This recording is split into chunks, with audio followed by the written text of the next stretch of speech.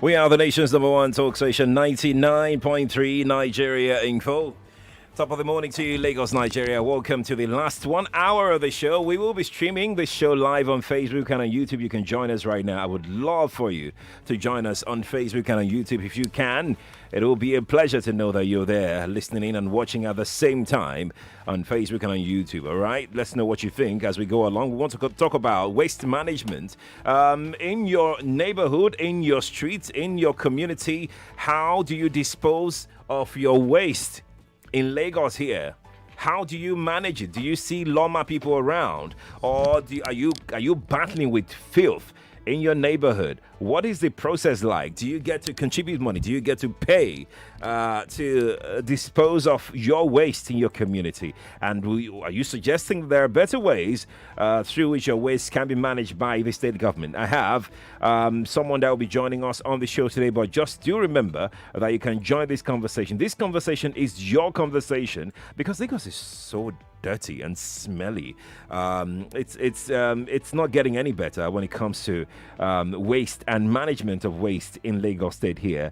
Despite all efforts being channeled by the state government in the area of waste management, it appears as though there is need for more provision for the Lagos community to improve on waste disposal system as there is increased flooding across the city. I mean, the rains are here already, and you should know that when the rains come, it's always flooded. Our communities, our homes are always flooded. Even the so-called highbrow areas in Lagos are always flooded. Have you been to Lekki whenever it rains before? Have you been to VI whenever it rains before? It's always flooded. And we know the terrain. We know the topography of Lagos. So why can't we do the basic things of making sure that we keep our environment clean? Now, Lagos is like a country in itself, if you ask me. When it comes to the quality of its waste management services, it is recognized as the front runner in Nigeria. But how well can Lagos say that they've been able to manage their waste? Because, however, there have been calls for increased awareness, new policies, and community action to tackle the issues around waste in Lagos here. Because if you talk about hygiene, if you talk about sanitation, if you talk about discipline of the people, you can barely say that in Lagos, people here are well disciplined when it comes to managing their waste. I will be speaking with an expert in this field. He is Dr. Joseph Onoja. Dr. Joseph Onoja is the director, executive director, technical programs, Nigeria Conservation Foundation. He joins me via the telephone this morning. Dr. Joseph Onoja, a very lovely morning to you. Thank you for joining us this morning. Yeah, good morning. Thank you very much for having me. Fantastic. Now, let me before I bring you on, before we get into this conversation, I need to share a few stats that we came across. Research on solid waste resources recovery efforts in Lagos has shown that the Lagos State government has made several efforts to initiate solid waste resource recovery since 2007. Most of the initiatives have evolved into policy positions with very low levels of implementation on the part of the government. So government has failed since 2007 to resolve the management of solid waste. And Lagos State has also per capita waste generation of 0.5 kg per day. The city generates more than 10,000 tons of urban waste every day, more than 10,000 tons every day. I don't know where those wastes are going. Lagos is reported to have a daily output of 16,500 tons of waste. The city produces more than 7,000 tons of organic waste per day. This is according to the Ministry of Foreign Affairs in a research titled Scoping Mission Waste and Circular Economy in Lagos, Nigeria. This was released March 2020. That's how recent this is. 16,500 tons of waste the city is producing per day. That's more than 7,000 tons organic waste per day. Now, according to the CEO of Loma, Muyiwa Gbadigeshin at the time, each year 1 million tons of plastics waste is generated in Lagos. 1 million tons. Dr. Onoja, we'll touch on all of these things one after the other, right? Please follow me as I go on. It is estimated that Nigeria generates over 32 million tons of solid waste annually, of which 30% is plastic. In Nigeria alone, 32 million tons of solid waste. 30% of this 32 million is plastic. Now, one fundamental problem is that in some cases, the wastes are not collected until after a week or two, leaving the waste bin overflows and litters the surroundings. You can see this in our estate as well. I mean, you gave somebody waste bins, and at the end of the day, the waste bins are spilling over and causing some kind of environmental hazards to the people there. Dr. Onoja, let me come to you at this point in time. I'm gonna start with general waste management in Lagos. How would you rate, or how would you assess the general waste management culture in Lagos? Yeah, I'm glad you call it culture. You define it as culture. Waste management culture has not been what it should be for a mega city like Lagos, especially for the citizenry. There's a lot of behavioral change that needs to happen for us to really get to that stage when waste management will be a thing of the optimum when it comes to a mega city like Lagos. So I will not call it that we are there yet, but we have a lot of work to do when it comes to management of waste, especially behavioral change.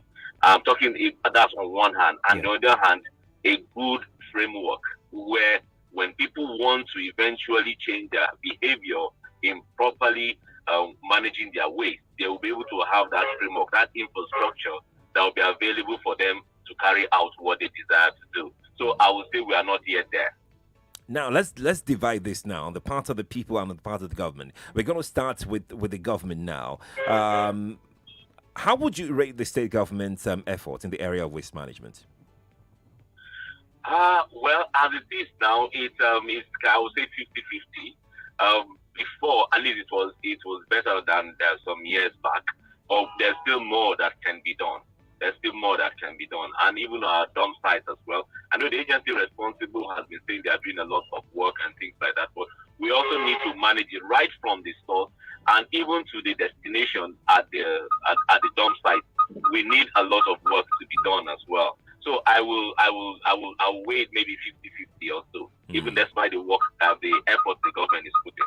I'm glad you mentioned the agency managing waste in Lagos. They've always said, I mean, you're right, you're spot on by saying that the agency have always claimed that they're doing enough.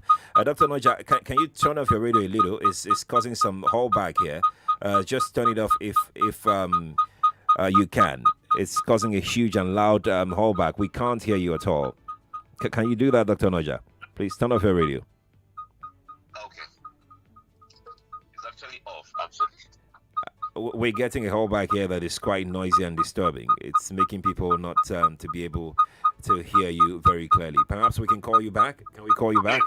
Okay, please do. All right, let's call Dr. Onoja back.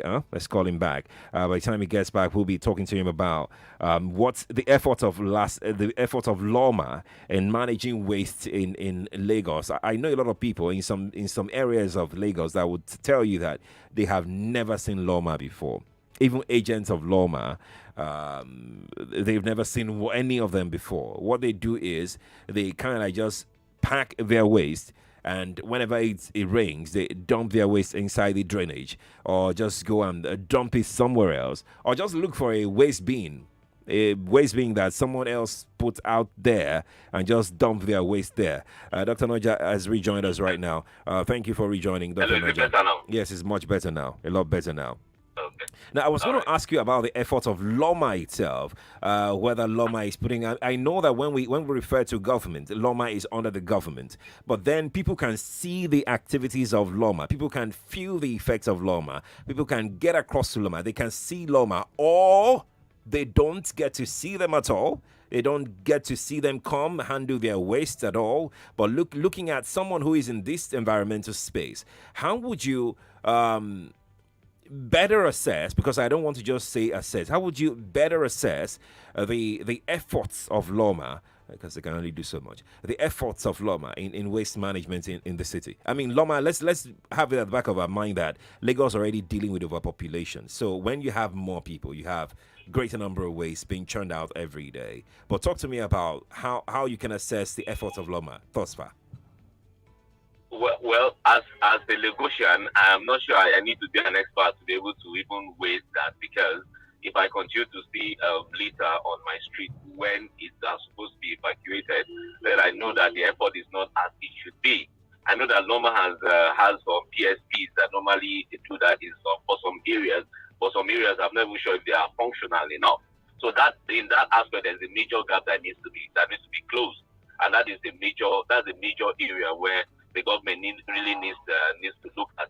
I hear that they have more compactors coming in, and probably that will be able to help in ensuring that they close the gap of evacuation of the waste. So that will also go a long way in helping. So I think that is what I would say about that. One major critical area of waste management in Lagos particularly is recycling. We don't have much of recycling plants in Lagos. I mean, if we had much of recycling plants, perhaps we'll be dealing with less waste and less filth on the streets of Lagos. What say you on this? Yeah, actually, and that is a major gap, because what we are seeing as where we are considering as litter in Lagos is actually money being wasted. If only we have the infrastructure to convert this waste into wealth. I know some few organizations here and there are doing something, but it is not coordinated. It is not impactful as it should be, because I know of cities of other countries who are very good at this, and they have succeeded in turning their waste into wealth. Apart from raw materials, they've even used it in producing energy. And I know of a company that wants to even use that in blasting their furnace and so on. So if we can put that in place, that will go a long way in helping this waste management thing, and especially the recycling part of it. Because when it comes to recycle, we can recycle things in different components. We can recycle the plastic, we can recycle the organic matter that we can put as fertilizers, we can even recycle them into biogas and so on. But that needs solid infrastructure to be on ground for us to succeed in that area. Another conversation we're not having that much, Dr. Onoja, is the volume of plastics that we churn out on a daily basis. You see pure water sachet everywhere. You see spent bottled water or bottled drinks, soda everywhere. You see canned drinks everywhere. You still see all these tiny bottles that the herbal product manufacturers sell these days. They're just everywhere. They litter everywhere. And I was having this conversation with a friend yesterday who is in this space as well, and he said that a lot needs to be done in holding those companies accountable in controlling the amounts of plastic waste we put out there, because according to him, we are killing the environment with the number of plastics that we churn out into the environment every day without adequate or proper maintenance of these waste. Yeah, I agree. As unfortunately as it is, we are going to be with plastics for some time, because it took over from bottles as a replacement, as a suitable replacement. But unfortunately, this is where we find ourselves. But while we stay with plastic, there's a need for us, and we need a government framework to be able to ban single-use plastics. And I'm aware that there's a beverage alliance that are working in that space to ensure that what they produce in terms of the water bottles, the soda bottles, and so on, will be able to, they'll find a way of recycling it instead of it spilling, wasting around on our streets. And these can be converted into money. For me, as a core environmentalist, what concerns me about plastic is that it ends up in our ocean. That's right. And that is the most worrying part of it. It ends up in our ocean. And Lagos, being a coastal city, is even more worrisome, because most of these plastics end up in our ocean. And it's not just a Lagos thing, it's a worldwide thing actually, but Lagos contributes its own quota to that problem. And from projection, by 2050, we'll continue at the rate at which we are going. Yeah. We'll have more plastics in our water bodies. Do we even clean up these water bodies surrounding Lagos? Are you aware of any exercise where government clean up the water bodies around us, or even inside Lagos? Yeah. Well, there are some efforts here and there, but certainly it's just scratching the surface. There are some beach cleanups here and there. I know some of my colleagues who do some beach cleanup and so on, maybe waterfront cleanup. But that is just, I mean, as I said, just scratching the surface, because most of it eventually ends up in our waterway. And these plastics are broken down into microplastics that embed themselves in the tissue of fish that we eat. And eventually, this will have a biomagnifying effect on us as humans, and it may eventually affect us. And some of these diseases that we are having, that we all categorize as cancer. Who knows where they are Dr. coming from? Onoja, So Dr. it Onoja, affects all Dr. of us. Onoja, Dr. Yeah. Onoja, break it down, please. Your English is getting. You said biomagnifying effect. What does that mean? Yeah. Okay. What that simply means is that when you consume something at a small quantity, Okay. over time that small quantity becomes big. Oh. It is magnified, because if, for instance, in one fish you have maybe let's say 3 kilograms or 3 grams of plastics. Okay. By the time you consume 6 fish, you have 18 grams already. That's right. So that's what I mean by biomagnify. That's So you right. can find out that it has this magnifying effect. So eventually we're going to be affecting ourselves. So just to be clear, the plastics that we use, me, you, my listener, the plastic we use and drop somewhere in the beach or in the drainages, and find this plastic eventually find their way into the ocean, will come back to haunt us. Exactly. And that is why we should be concerned. That is why we should be concerned about where our waste ends up. It's something of concern. That is why I also put the blame on the populace as well, not just on the government. Yeah. Because there must be that behavioral change. We must be waste management conscious. We must do it consciously in terms to manage our waste. Where does our waste end up? And in terms of the government, we need infrastructure and we need policies on ground that will be pursued to the latter for that to happen, because it must be a balanced approach. Do you think there needs to be, I mean, talking about the people now and the attitudinal change, do you think on the part of those that generate this waste, primarily the companies, the pure water sachet companies, the bottling companies and the rest of them, do you think they need to do more as well? Now, the reason I'm asking this, I've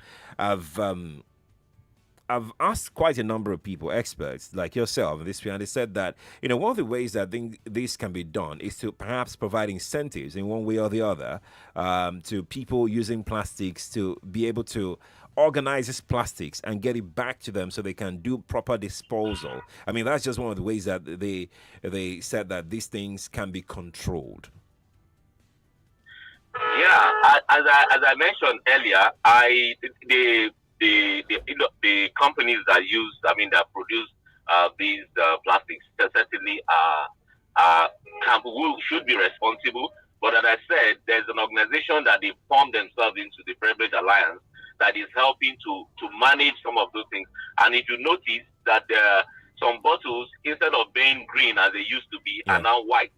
So this is part of the conversation that is going on to ensure that it is easier for it to be recycled. Dr. Onoja, please. To be recycled. So please hold your conversations are ongoing. All right, hold your thought. Let's go on a quick break, huh? We'll be right back to continue. Okay. All right. Stay with us, Lagos. We'll be back.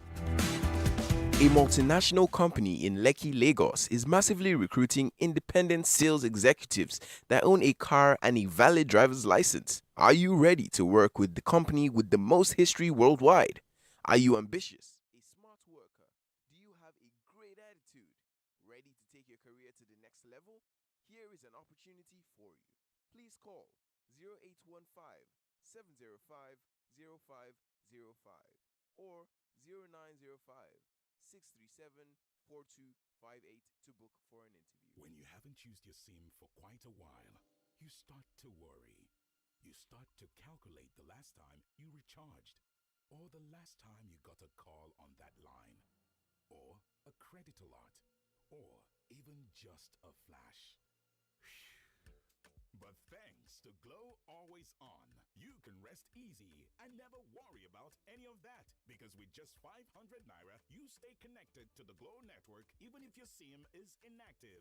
Just dial *777# and select Always On to subscribe. Glow Unlimited.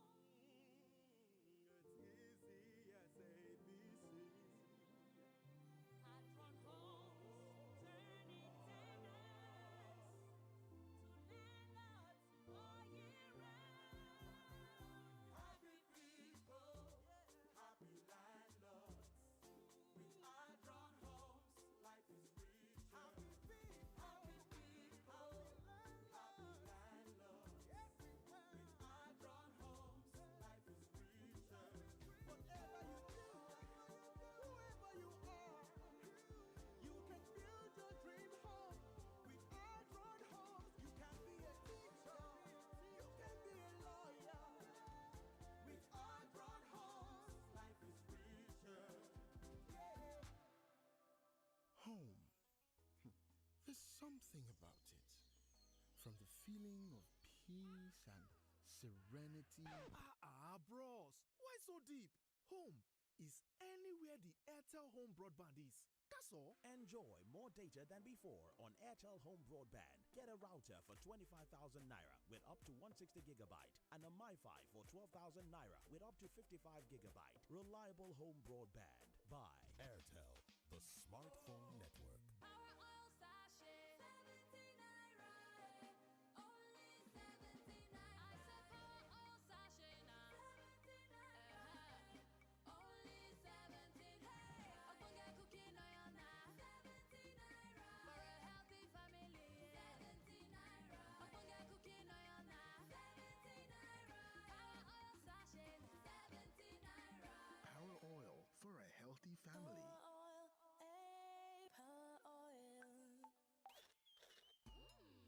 Give me my Kellogg's, world's #1 cereal. I love my Kellogg's, world's #1. Give me my Kellogg's, world's #1 cereal. I love my Kellogg's, world's #1. Kellogg's, #1.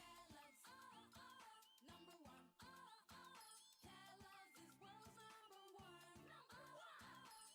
Enjoy the world's #1 cereal, Kellogg's, today. Dear Molfix mothers, the source of our happiness is our babies. For babies' happiness, it's important to choose a dry diaper. Molfix Air Dry Diaper, the #1 choice of mothers, has all the dryness all mothers dream of. It stays dry, does not leak, and our babies do not have rash. So we're starting the happiness movement with Molfix. Come on, mothers, try Molfix and join our happiness movement. With Airtel Home Broadband device, your home is connected and you all can focus on the important things in life. Enjoy the finer things in life in the Airtel HBB seasonal offer. Visit any certified Airtel shop to get a 4G MiFi at 9,999 naira plus up to 55 gigabyte bonus data, or router at 19,999 naira plus up to 160 gigabyte bonus data. Offer valid while stock lasts. Terms and conditions apply. Airtel, the smartphone network. Hey, Alpha now. You start your day like this. Everything is going well until the unexpected happens. Then, hey, the bass boss begin. Why would you hit me? If you get our Flexi Comprehensive Motor Insurance Plan, you can save yourself the and the painful cost of repairing the damage to your vehicle for as low as 15,000 naira a year. If someone bashes your car, we pay to get it fixed. Visit www.hairsinsurance.com or call 0700 434 7764 to get the Hairs Flexi Motor Plan. Hairs Insurance, your simple, smart protection. Enter the place and the brighten. Make everybody they wonder. Waiting because of the shine. Lush hair. Long hair or short doesn't matter. Crochet or dreadlocks can be better. Only for girls we know better. Lush hair. So you want to slay with swag.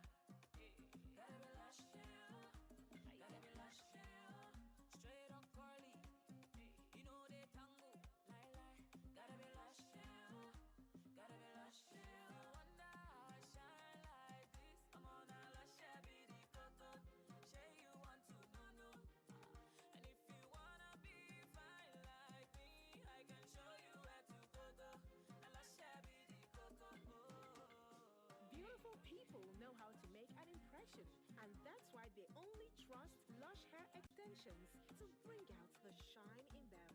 Lush hair. Be beautiful. With Airtel Home Broadband device, your home is connected and you all can focus on the important things in life.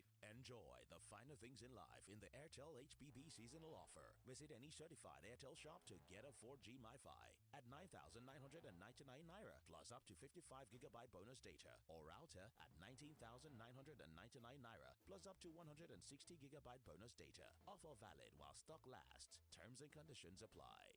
Airtel, the smartphone network. Now we're back on the morning crossfire.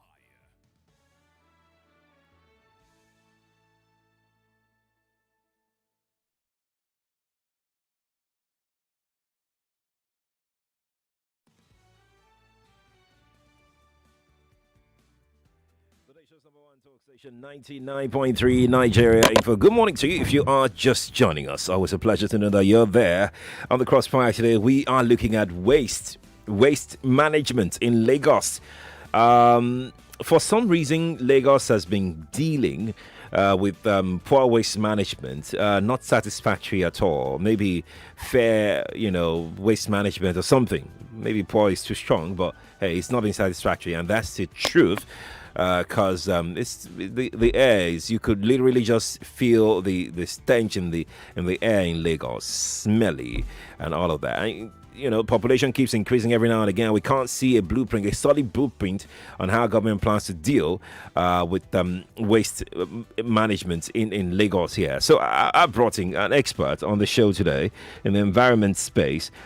He's, of course, none other than Dr. Joseph Onoja, the Executive Director, Technical Programs, Nigerian Conservation Foundation. He joins us via the telephone this morning. Dr. Onoja, again, thank you so much for joining us on the program today. Dr. Onoja, can you hear me? Hello, Dr. Onoja. We're back. Oh, for some reason I can't hear him. I'm going to try and get across back to him. Then he can rejoin us. But if you're listening in and you'd like to share your waste management story, please, I beg of you, let's know how in your compound, or you personally, how you dispose of your waste. Would love to know.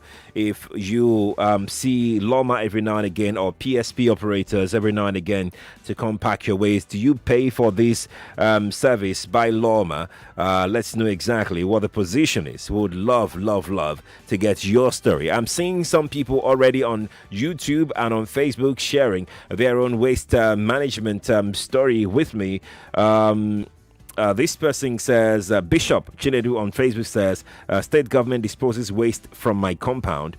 Please attach the area so we can have better perspective as to the area that you're sending this from. Thank you. Oladimeji on Facebook says, most times where our problem waste management would start with those who use this waste. A very good example is Toasties, Awolowo Road, Ikoyi. They do whatever they do inside their kitchen and then come outside with their waste and mess up the whole place. I'm sure when I pass there in a few minutes, it'll be all messed up and smelly, and that is totally and completely wrong. Whoever toasty or whatever it is, it's quite wrong to do that. And this is what we're talking about. I mean, you pass through some roads in some estates and you see waste everywhere. I mean, these areas are supposed to be highbrow areas, right? Exactly. But you pass through and the gutters are smelly. The waste disposal is just next to nothing. And it bothers me. Really. Well, Dr. Joseph Onoja rejoins us right now. Dr. Onoja, thank you again for joining us again. Yeah, my pleasure. Can you hear me now? Yes, I can hear you now. Good. Now, let's take this discussion further. I'm enjoying this conversation because it's something that I've wanted to talk about for a very long time. We're gonna circle back to what we touched on earlier, and that is the issue of recycling. Dr. Onoja, it takes a whole lot of investment when we talk about recycling. It takes a whole lot. I mean, it's never going to be easy for any private individual to come in and say you want to establish a recycling plant. It's a whole lot. And What is the impact of recycling on job creation, on wealth creation, on industrialization? Tell us about that. Yeah, it is huge, and the potential.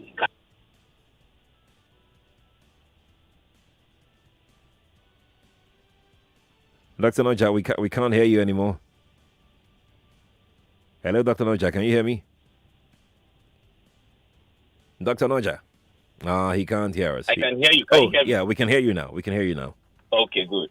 Yeah, so I was saying that the potential is quite huge because you talk about from the point of collection, right from the point of collection, individuals are involved, Yeah. and then you go to how you gather everything, and then even to the point of the manufacturers themselves.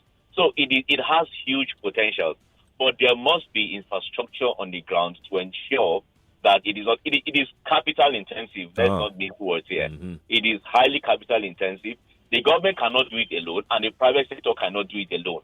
Now, the private sector may have the money, the capital to be able to invest, but they must be able to be guaranteed a conducive environment where they will be able to recoup their investment. And that is where the government comes in terms of policy, in terms of stability of the environment, and so on, so that whatever they do, they'll be able to recoup their money.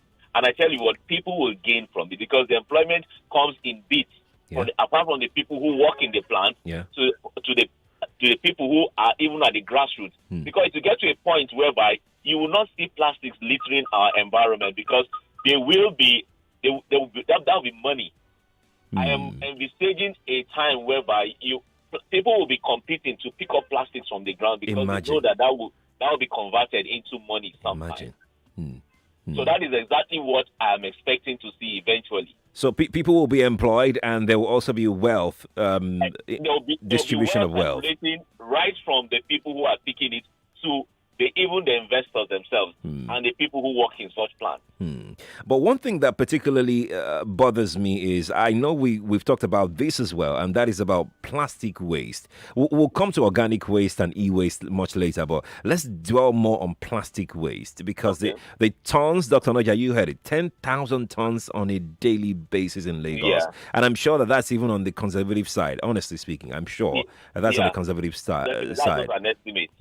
What danger are we looking at here? What are, apart from the issue of the food, the poisoning of the food that you mentioned earlier, fish to be specific now? What are all the things that we staring us in the face right now? What are those things?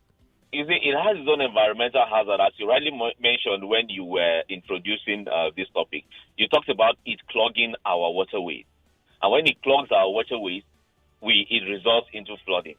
And though that has its own compounding issues as well because of the landfill, the sand filling of wetlands and so on, but that's another topic for another day. But that contributes in clogging of our drainage system, and then it results in flooding, which results to sometimes loss of lives, but certainly loss of property, millions of naira of property. In 2017, with the experience around Lekki and BI area is still very fresh in our minds. What happened then? So you can see that apart from the fact that it goes into the ocean and breaks down into bioplastics, bioplastics and so on, it also has the economic impact as well in terms of clogging our drainages, which eventually causes flooding and then also causes economic loss to the people, if not loss of life. And that's quite scary, really, really scary. To you, Dr. Onoja, is anything being done in proper management of plastic waste? Are you hearing anything from your space? Yes, I know there are organizations here and there that are involved in that. I know some even have cards. I know of recyclers. I know of Sustivice. I know of other non-governmental organizations like that. How much can they do, Dr. Onoja? Exactly, and that is where the question is, because they can do as much.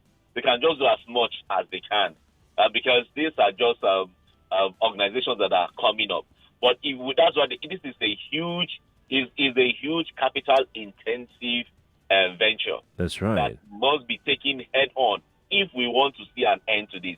But if we have the courage to be able to do it, I can assure that it is a money spinner at the end of the turn, at the end of the day. It is a money spinner, but at the beginning, it is capital intensive, I must tell you. Right. Let's delve into organic waste. Dr. Onoja, what can you tell me?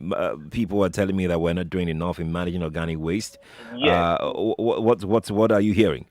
In fact, organic waste, we don't even need we don't need a big industry to be able to take on that. We can even start using it right from where we are as individuals, because we have gardens, we have farmers. So these are some things that can be diverted into what we can turn into manure. Even apart from that, if we want to go the industrial way, it can be turned into biogas. We're talking about running away from fossil fuel and so on. That is a very natural source of gas that can be used both for power and for energy in terms of heating, in terms of heating our homes. Yeah, so that is something that we can also look out for, and that is easier even to be done. But that infrastructure has to be there. You see, it's one thing. That's why I say it is both ways, both government and the people, because some people want to start sorting their waste right from the source, but also they have the challenge that when the waste has been sorted from the source, then it comes to a point where during the collection, everything is mumbled back together. So there must be sorting from the source all the way to the destination. Yeah. Because if at any point they get mixed up, then it's a zero-sum affair, zero-sum activity.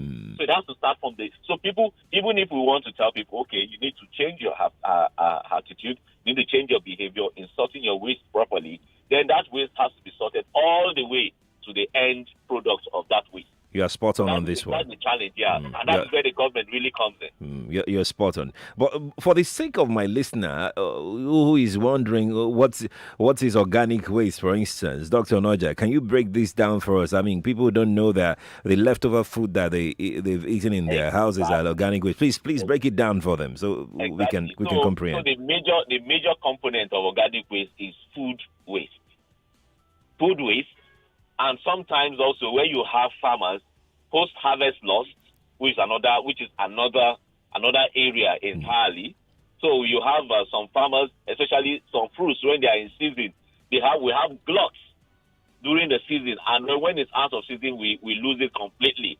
So during that glut, some of them will definitely rot away, and that constitutes a nuisance, and that is the waste that we're talking about, and that one can be degraded very easily, can be compacted with the soil, and then it turns into a very rich manure that can be used immediately for farmers. While it can also, because it generates a lot of gas that can be used for biogas, as I was talking about, that can be converted once the stuff part of it is extracted. Indeed. Now, quickly, because we need to go to the telephone and hear back from our people, I need to drop this one in. E-waste. Let's talk about e-waste. What constitutes e-waste? Let's start from there. E-waste is simply electronic waste, and especially with this age of electronics, phones, computers, and so on. Yeah, so that's the major component of e-waste, and that's the space that the government really needs to look at, because that is even more dangerous. That has its own effect almost immediately. I'm aware that there is, I think there was a video that circulated recently somewhere in Ogun State, close to Lagos, that a company, I must call it, I think a Chinese company also, were burning their waste, and then just releasing all the soot. All sorts of chemicals. Yeah, chemicals, and people are inhaling those, people live around those areas. So regulatory agencies must not allow that to happen, because that has immediate effect, negative effect on the health of the citizen and the populace.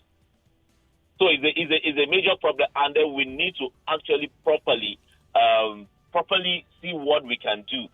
Everything has its own behavioral components in it. For instance, we are using phones. Any phones that come out, we want to get the latest. Do we think what happens to that one? Even if we pass it on, the person we are passing it on also has the phone. We'll pass it on and on and on and on. So sometimes we consume things that we don't actually need, but we want to just use that to be able to feed our ego or feed our whatever we are feeding. So we need to see that these things also have their repercussions as we use them, as often as we use them. If we don't need to change our phones, let us not change them, because it is contributing and is building up our e-waste tonnage. I mean, I like the direction of this. Like I said, I can't hide the excitement of this conversation because it's even expanding my own views as to waste management. I mean, for instance, the last one you just mentioned now, the phones that we change every now and again, the ones that we don't use anymore, we don't know the impact of that waste on the environment, even on us as a people ourselves. 8:45, Dr. Onoja on the telephone. Let's begin to hear your contribution to our conversation this morning. You can call in. Let's know about your waste management struggle. Is that okay? Waste management struggle. Let's know. Let's hear it. 0700 993 993 993 and 01465 7190. That is for the female callers only. That's 01465 7190.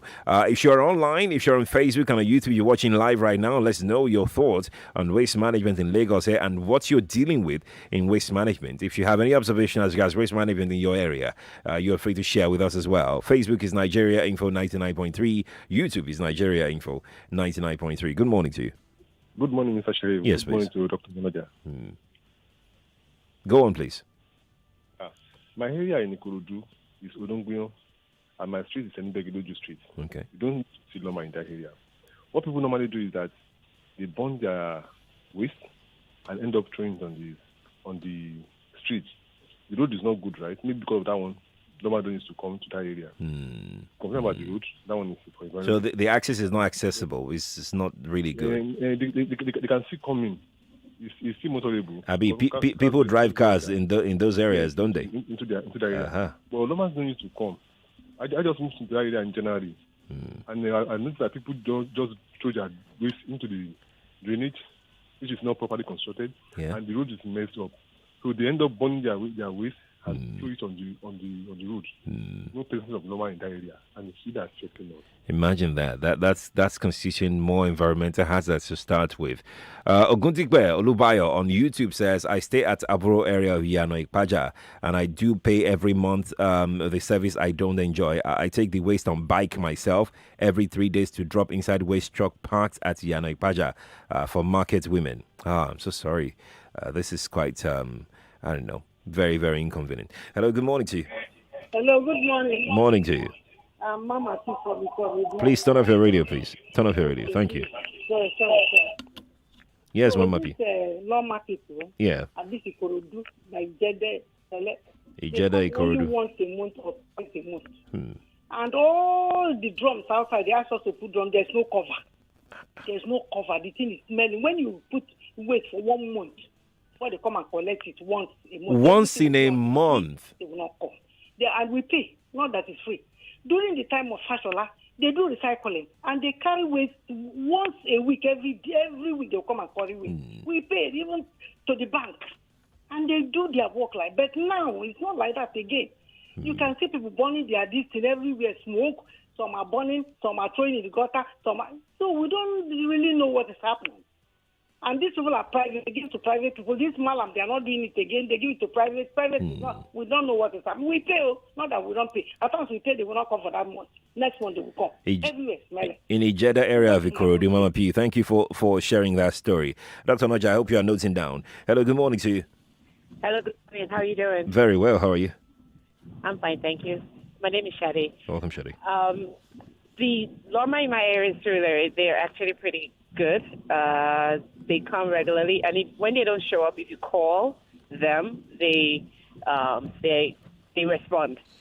And also, my main interest is in recycling because Loma doesn't do much about it. I remember calling them a few years ago, and they said I had to bring it somewhere really far for them to get it. And I'm like, really? But I have a private company that does it now, but I'm also interested in how to get rid of e-waste. Yeah. Because I have a bunch of phones, like, dating back to, you just think about how far, and I'm just holding on to it. I'm like, how do I get rid of these phones? I can imagine. But how regularly is regularly for Loma in Surulere? Once in a week? Twice in a week? Once every week. Okay. They come every week. All right. But your concern is the management, the recycling part. Yeah, well, the recycling, I know, like I said, I called Loma, but the guy was like, oh, we don't really give them, at one point in time, I gave them a bunch of plastic. And all they did was dump it with the rest of their... Of course. I stopped giving them my plastic. As I said, I give it to a private company now that recycles. But I really wish Loma would do something about recycling. I mean, they have the trucks. Why don't you just send another truck to pick up the recycling? Thank you, Shadi, for sharing your experience. Appreciate it. Now, I'm going to issue an open invitation to recycling companies out there. You can send me an email. I want to have all of you on the show. Sheriff at nigeriainfo.fm. That's Sheriff at... I'm really, really interested I'm pro-environment, so I'm really, really interested in it. If you're a recycling company or you work there, speak with your bosses. Let's have all of you in the studio. Let's talk about recycling in Lagos, the challenges that you're faced with. Send me an email, sheriff at nigeriainfo.fm. Okay, Dr. Onoja, so we have different experiences right now. From one part of Lagos, it was a good experience. From the other end of Lagos, it was not so good experience for them in terms of waste management. Going forward, how would you, I mean, for everybody's a stakeholder in the business of maintaining and keeping our environment clean and healthy. Going forward, what would you advise the attitudinal change should be like from the policymakers and the people? All right, yeah. So as I said that as a Lagosian, I spoke as a Lagosian the other time when he talked about the effectiveness of. I am so sorry. Please stay on the line, Dr. Onoja. Stay on the line. I'll be back to you in a moment. We need to take this short commercials. We'll be right back. Please stay on the line, sir. Hey guys, I have some amazing information from Jumia. We have something exciting just for you guys. So Jumia is turning 9 soon, and we have something for our amazing customers. 99.3 Nigeria Info. We are more than just radio. Subscribe to our YouTube channel at Nigeria Info FM. Check us out on Facebook at Nigeria Info 99.3. Follow us on Twitter at Nigeria Info FM and on Instagram at Nigeria Info FM Lagos for live updates as it happens. 99.3 Nigeria Info.